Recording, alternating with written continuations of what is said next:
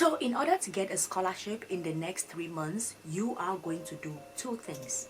Number one, you are going to reflect, and number two, you are going to plan. So let's start with reflect. What are you reflecting about? In the entire scholarship application process, you have two sets of documents. You have the static documents and you have the dynamic documents. What are the static documents? Static documents are the things that you have already gotten in school. Those are things that cannot change. Things like your certificates, your transcripts, your proof of English, your English proficiency certificate, your test course if you have written some GRE or GMAT or whatever. Those are things that do not change. You have to go to different institutions, the school where you attended, in order to collect those things. So what you're going to do in this step one is you're going to be reflecting on all of these static documents. Do you have them? Where are they located? Make sure you put all of those static documents together, because what that is going to do is it is going to give you an idea on your current state. What are the things that you have? And it can also give you an idea on, oh, these are the things that I am missing. I need to go get these things. So when you get all of those things, then you know that, all right, you have passed step one. Then you have to think about the dynamic documents of your scholarship application. You will not need the dynamic documents at this particular stage, and I explained the reason why you do not need them in this video here. If you have not watched it, please go ahead and watch it. But the idea is that your things like your statement of purpose, your recommendation letters, your CV is influenced by the scholarship that you are applying for, and those things change based on any scholarship. So at this point, you are not yet working on the dynamic documents. You are working on your static documents. Get out of those, put them in a folder, then you know you're ready to move to step two. In step two, we are going to get to the planning phase, and we are going to be using an idea that was popularized by Brian P. Moran and Michael Lennington in their book, The 12-Week Year. Get more done in 12 weeks than others do in 12 months.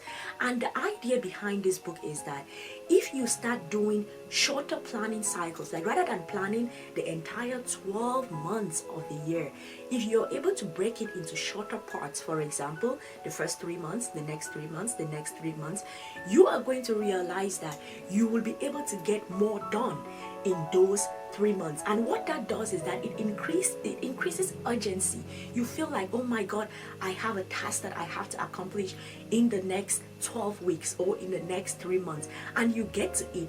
And also the concept of it is you have to be coming back every week to review your progress. So when you come back and you review your progress, you're keeping yourself in the loop of how much have I done, what else is left, and how more can I go.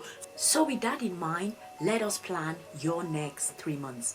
So what we are going to start by doing is I'm going to pull up a calendar, because this is February starting, right? So we are going to plan February, March, April, and the details of what you are going to be doing within these 3 months to make sure that you get your scholarships. So let's begin. See here, this is February. This is February here, February 2025, and this is March 2025, and this is April 2025, right? So we are going to be planning this month. So when you have your calendars, pull them up, and this is what we are going to be doing.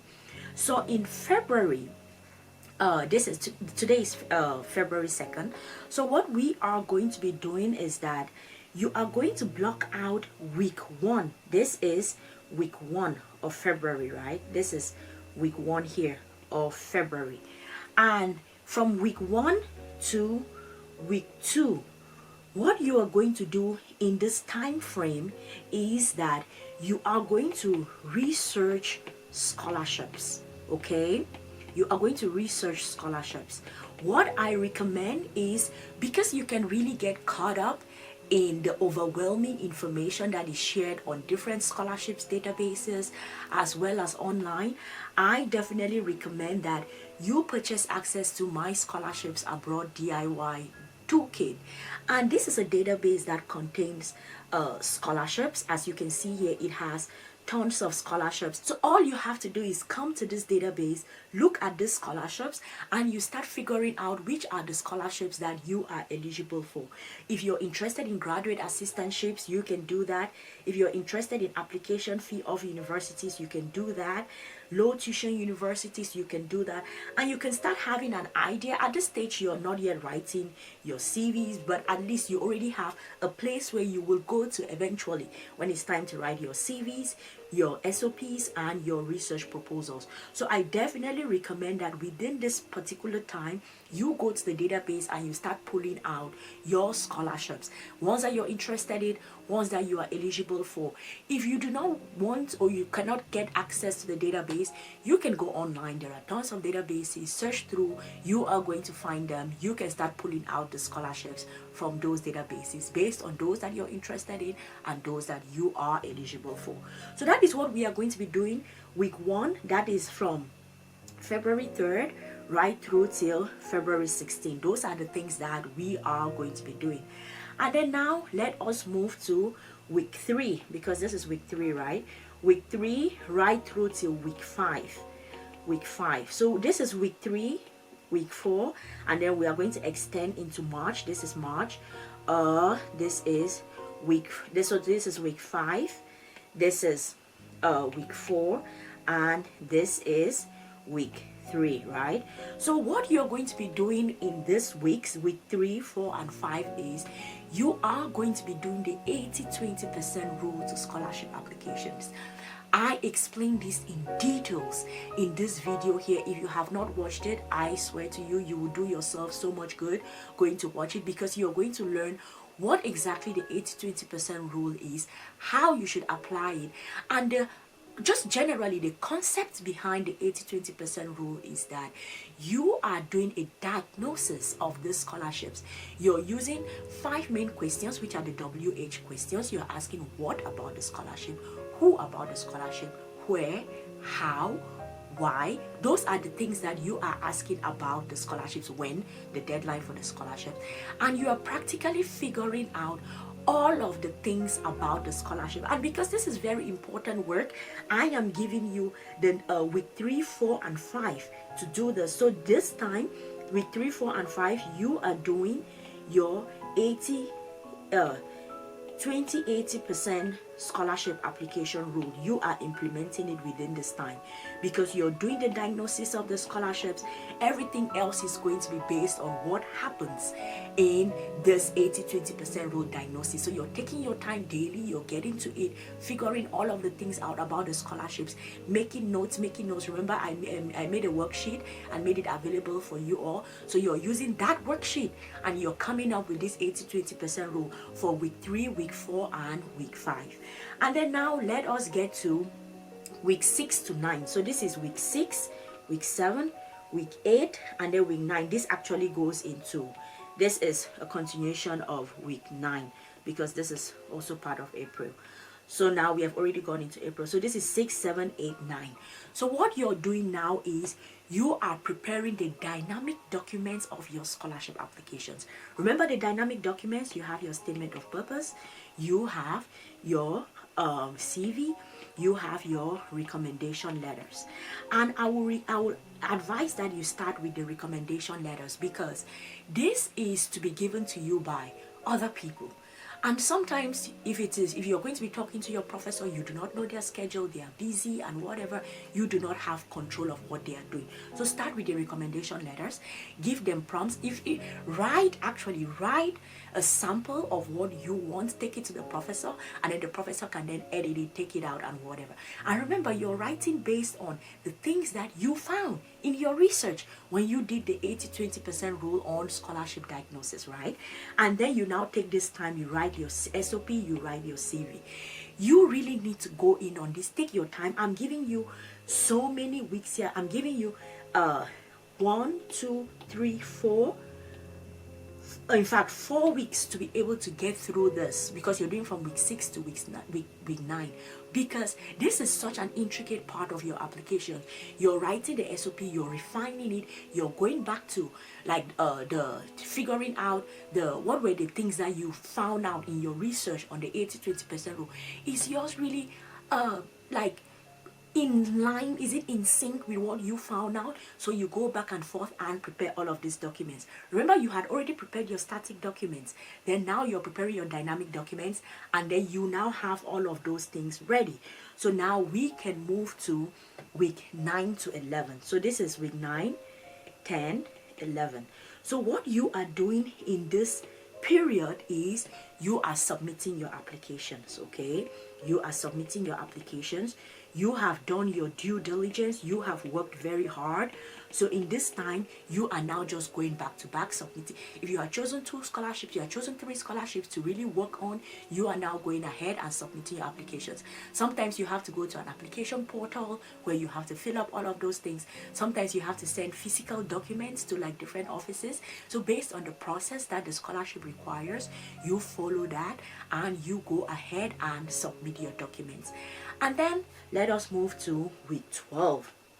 This is week 12 here, and what you're doing here is you are reviewing your process. I am a huge fan of what you measure, you improve. If you do not take time to look back at your entire scholarship process, from the time you search for the scholarships, the 80-20% rule that you did, the preparation of the documents, what was your process, what were the things that you went through, then you can now start thinking of, okay, this is what I did, this is how I can improve. How can I improve the process of searching for the scholarships? How can I improve the process of the diagnosis, the 80-20% rule? How can I improve that? And how can I improve writing my SOPs and CVs? You can even say that, okay, maybe the next time you're going to get someone else to do a review of your SOPs, you will not just depend on yourself. So the idea is, when you do the review, you now figure out how to improve. And the next time when you do this in the next 3 months, you will see that there is a huge increase in the quality of the next scholarships that you are going to be applying for. If all this while you've been wondering who is talking to you, well, hi, my name is Sylvie. Welcome. Thanks for stopping by. I got my first fully funded scholarship in 2014. And when I applied for this was the MEX Japanese government scholarship. And when I applied for this scholarship, I applied alongside a couple of my friends. And I was the only one chosen. And it left me with this burning feeling of, oh my goodness, why was I chosen and why were the others not chosen? And I started this journey of searching through what makes a student stand out. Why are some students taken for scholarships and others are not? And throughout the years, I interviewed hundreds of students just trying to find out what was it about them that made them stand out. And from these interviews, I started collecting information on what really makes a candidate stand out compared to the others. Why do students get selected for scholarships and others do not? And I started applying the theories that I was learning from these videos onto myself. And in 2016, I applied for the Mandela Washington Fellowship, and I was a 3rd runner-up for that scholarship. And in 2018, I applied for the Yala Fellowship and I got it. And in 2021, I got the Clinton Global Initiative Fellowship. So I've had my time getting tons of scholarships, and now what I do is I put all of those principles, all of those theories to help you achieve yours. And how do I do that? I have 3 main services. I have a personal profile assessment plus scholarship matching, because I believe that your profile is very different from the next person's profile. So I assess your profile and I match you with scholarships. And then I also have a scholarships abroad DIY toolkit. The idea of the toolkit is that you are smart enough, you can figure it out, you can get through the process by yourself. So it is a database that is updated every week with brand new scholarships, graduate assistantships, universities that do not offer tuition, like you can study there for free. It has a database of those universities that you do not have to pay application fees, because sometimes not all students have application fees to pay. So that database contains that.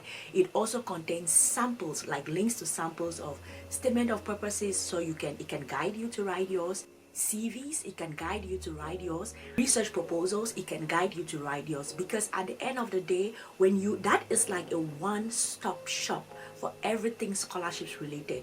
You get a scholarship and then you prepare your application documents and then you can submit. And also I work with students one-on-one from the start till the end of their scholarship application. It's like a mentorship thing where I really hold your hand and guide you throughout the process. So if you want to work with me, the links are in the description box. I am going to see you in the next one. Bye.